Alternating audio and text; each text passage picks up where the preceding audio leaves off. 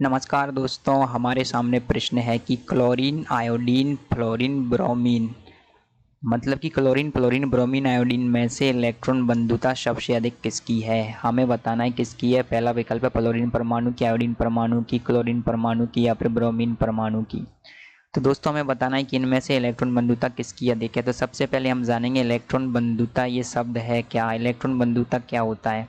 तो दोस्तों इलेक्ट्रॉन बंधुता होता है इलेक्ट्रॉन को अपनी ओर आकर्षित करने की या फिर इलेक्ट्रॉनों को ग्रहण करने की जो क्षमता होती है। दोस्तों इलेक्ट्रॉन को आकर्षित या फिर ग्रहण करने की जो किसी भी तत्व की क्षमता होती है वो आपके इलेक्ट्रॉन बंधुता के नाम से कही जाती है, जानी जाती है, ग्रहण करने की क्षमता। और आप सभी लोग जानते हैं जो अधातुएं होती हैं वो क्या करती हैं, इलेक्ट्रॉन ग्रहण करती हैं और धातुएं इलेक्ट्रॉन त्याग करती हैं।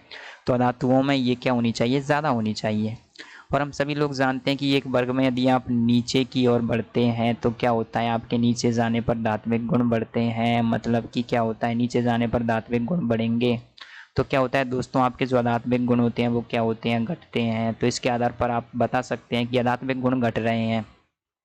यदि अधात्विक गुण घट रहे हैं तो इलेक्ट्रॉन ग्रहण करने की प्रवृत्ति भी क्या हो जाएगी दोस्तों, घटेगी। मतलब कि आपके जो क्या है, आपके इलेक्ट्रॉन ग्रहण करने की प्रवृत्ति को क्या बोलते हैं, इलेक्ट्रॉन बंधुता भी घटेगी।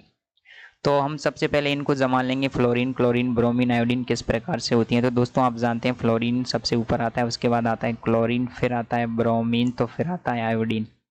यदि आप आवर्त में, यदि आप दोस्तों क्या इस वर्ग में नीचे की ओर जाएंगे तो आप पाएंगे क्या होगा दोस्तों, आप नीचे जाने पर क्या होता है दोस्तों, अधात्विक गुण होते हैं वो क्या होते हैं, आपके घटते हैं। तो क्या इलेक्ट्रॉन ग्रहण करने की प्रवृत्ति घटेगी।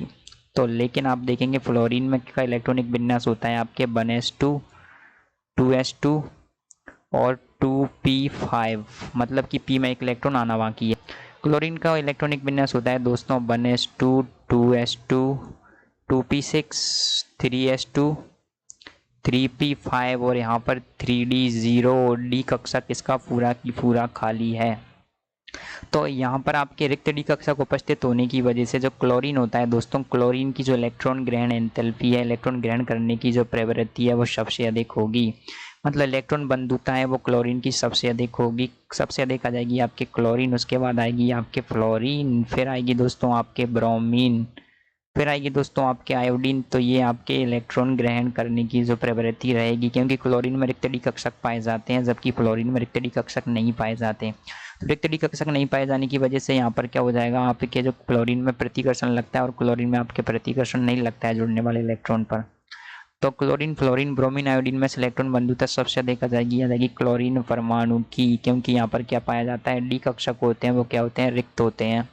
तो उम्मीद है दोस्तों आप इस प्रश्न का उत्तर समझ गए होंगे कि क्यों क्लोरीन परमाणु की इलेक्ट्रॉन बंधुता सबसे अधिक होगी। तो सबसे पहले हमने जाना इलेक्ट्रॉन बंधुता क्या होती है और क्लोरीन की इलेक्ट्रॉन बंधुता सबसे अधिक क्यों होती है, ये भी जाना। Thank you.